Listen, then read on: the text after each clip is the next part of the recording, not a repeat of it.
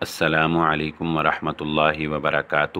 آپ نے سوال کیا ہے کہ صدقہ کتنی اقسام کا ہے، اور آپ نے سنا ہے کہ جان کا صدقہ کسی انسان کو نہیں دینا چاہیے، اس پر بھاری ہوتا ہے، اور یہ کسی ہوائی چیز کو جو ہے وہ دینا چاہیے۔ بہن، رسول اللہ صلی اللہ علیہ وآلہ وسلم نے کوئی ایسی بات ارشاد نہیں فرمائی کہ صدقہ جو ہے وہ جان کا الگ ہے، مصیبت کا الگ ہے، بچے کا الگ ہے، بڑھاپے کا الگ ہے، بچپن کا الگ ہے، رات کا الگ ہے، دن کا الگ ہے۔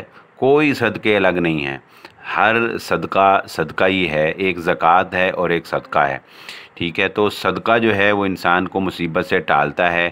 یہ ساری باتیں جو ہے، یہ جو لوگوں کو اپنی طرف مائل کرنے کے لیے فراڈیے بابے بیٹھے ہوئے ہیں، وہ اس طرح کی باتیں مشہور کرتے ہیں کہ قبرستان جا کے چاول پھینک آؤ، گوشت اتنا لے کر جو ہے وہ نہر میں پھینک آؤ، اور یہ فلانا کر لو فلانا کر لو۔ یہ سب خرافات ہیں، کچھ ایسا نہیں ہے، اور نہ ہی صدقہ کسی پر بھاری ہوتا ہے۔ جان کا صدقہ، بعض لوگوں نے کہا جی جان کا صدقہ وہ بکرا ہی دینا ہے، بکرا بھی کالا ہو، بعض کہتے ہیں جی جان کا صدقہ کالی مرغی ہو پھر ہی جان کا صدقہ ہوگا، جیسا کہ آپ نے کہیں سے سن لیا کہ ہوائی چیزوں کو ہی دینا چاہیے۔